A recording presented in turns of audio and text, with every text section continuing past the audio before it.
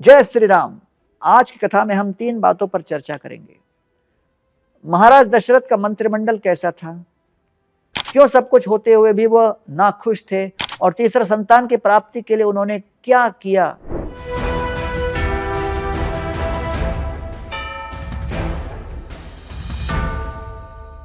महाराज दशरथ के पास सभी संपत्तियों में सबसे महत्वपूर्ण उनके द्वारा सावधानी पूर्वक चुनी गई मंत्र परिषद मंत्री या सलाहकार थे। उनके 8 मंत्री थे। दृष्टि या दूरदर्शी थे, क्योंकि उनमें समय से पहले देखने की बुद्धि थी। वे ही अयोध्या के भाग्य के निर्माता थे। दूसरे, विजय। विजय का अर्थ है जीत। उन्होंने हमेशा अयोध्या की सेना को जीत दिलाई थी।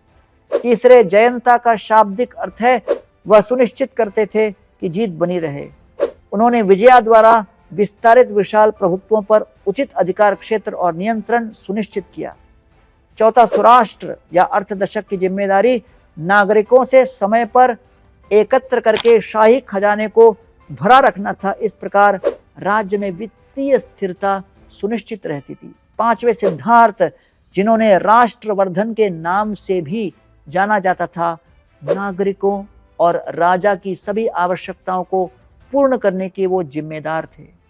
छठे, अकोपा, जिसे अशोक के नाम से भी जाना जाता था, अर्थ है कि जो दुख या विलाप की अनुमति नहीं देते थे। उनकी भूमिका यह सुनिश्चित करने की थी कि किसी भी नागरिक को गलत निर्णय लेने या दुर्व्यवहार किए जाने के डर के बिना अपने दिल की बात कहने में पछतावा या असंतोष न हो।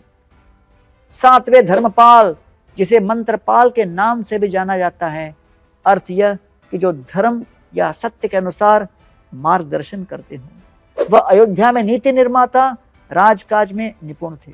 और 8वें, सुमंत्र, सबसे बुजुर्ग और बुद्धिमान थे। उन्होंने कैबिनेट का नेतृत्व किया। वह दशरथ के विश्वास पात्र थे। 8 मंत्रियों के अलावा मंत्री परिषद में वशिष्ठ और वामदेव नाम के 2 आदरणीय संत शामिल थे, जो हर धार्मिक विषय में विशेषज्ञ थे। मूर्त और अमूर्त संपत्तियों के संयोजन और मंत्रियों के समर्थन ने दशरथ को एक आदर्श अजेय नेता बना दिया।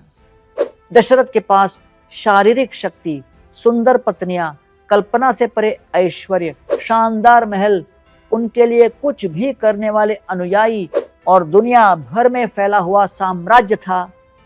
लेकिन 353 पत्नियां होने के बावजूद भी पुत्र के अभाव के कारण दशरथ महाराज असंतुष्ट थे। कौशल्या, सुमित्रा और कैकेयी दशरथ महाराज के प्रमुख पत्नियां थीं। राजा ने कठोर परिस्थितियों में शेष 350 राजकुमारियों से विवाह किया।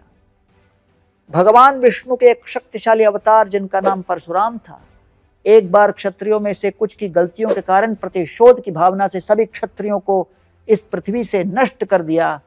परशुराम ने अपने रास्ते में आने वाले क्षत्रियों को नष्ट करते हुए दुनिया भर में यात्रा की। हालांकि उन्होंने महिलाओं से घिरे किसी क्षत्रिय या शादी के बीच में किसी क्षत्रिय को नहीं छुआ। जब भी दशरथ महाराज को परशुराम के आगमन के विषय में सूचना दी जाती थी, वह उस देश की राजकुमारी के साथ विवाह समारोह आरंभ कर देते थे। परशुराम दशरथ से लड़ नहीं सकते थे या उन्हें मार नहीं सकते थे, क्योंकि वह शादी के बीच में थे। अपने उत्पात के दौरान परशुराम 350 बार अयोध्या से गुजरे और दशरथ भी इतनी ही बार मृत्यु से बच निकले और अपनी 3 रानियों के अलावा 350 पत्नियों के साथ रहे। सुमंत्र ने बताया कि बहुत पहले महान ऋषि सनत कुमार ने भविष्यवाणी की थी कि दशरथ यज्ञ के मुख्य निदेशक के रूप में ऋष्यशृंग के साथ एक यज्ञ करेंगे और फिर दशरथ प्रतिष्ठित पुत्रों के पिता बनेंगे। सुमंत्र ने ऋष्यशृंग की महानता के विषय में उनका इतिहास बताया। अंग के महान राजा रोमपाद राजा दशरथ के बड़े प्रिय मित्र थे। दशरथ ने अपनी बेटी शांता को राजा रोमपाद को गोद देने के लिए यह सोचकर छोड़ दिया था कि वह भविष्य में पुत्रों के पिता बनेंगे। एक बार रोमपाद महाराज का राज्य सूखे से चरमरा गया था। महान ऋषियों ने सलाह दी कि यदि ऋष्यशृंग उनके राज्य में कदम रखेंगे तो तुरंत भारी मूसलाधार वर्षा होगी। ऋषि श्रृंग का नाम इसलिए पड़ा। श्रृंग का अर्थ है सींग। दरअसल ऋषि श्रृंग अपने माथे पर एक सींग लेकर पैदा हुए थे, लेकिन ऋषि श्रृंग को राज्य में कदम रखना आसान काम नहीं था, क्योंकि उनके पिता विभांडक ने उन्हें भौतिक दुनिया से दूर रखा था। उन्होंने ऋषि श्रृंग को किसी भी शहर में प्रवेश करने या तपस्वी के कठोर वन जीवन को छोड़ने से मना कर दिया था।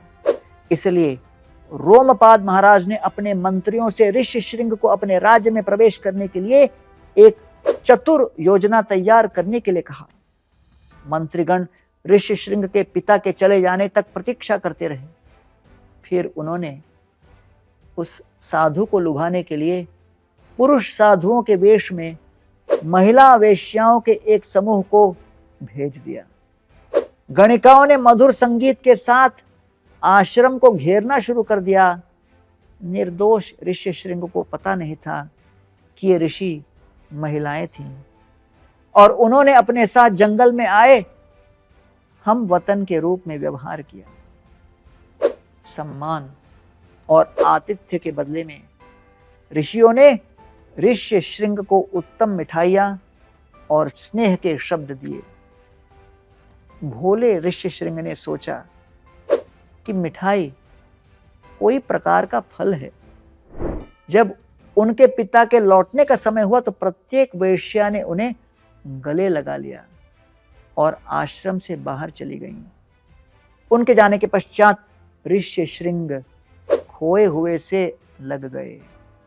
वह भावनात्मक रूप से परेशान थे और दुख से उबर गए थे और हमेशा इन महिलाओं के विचारों में डूबे रहते थे।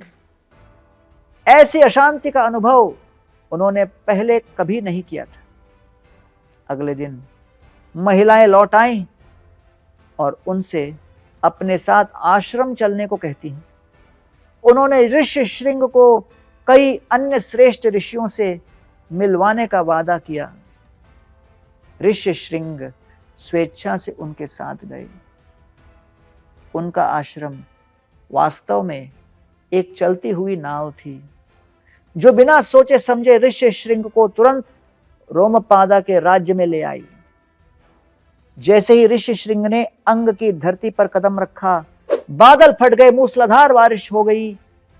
बहुत राहत महसूस करने वाले और आभारी रोमपाद महाराज महान ऋषि के चरणों में गिर गए और उसने अपनी बेटी शांता का विवाह उनसे कराने की पेशकश की। तब ऋषि श्रृंग को पता चला कि वास्तव में क्या हुआ था।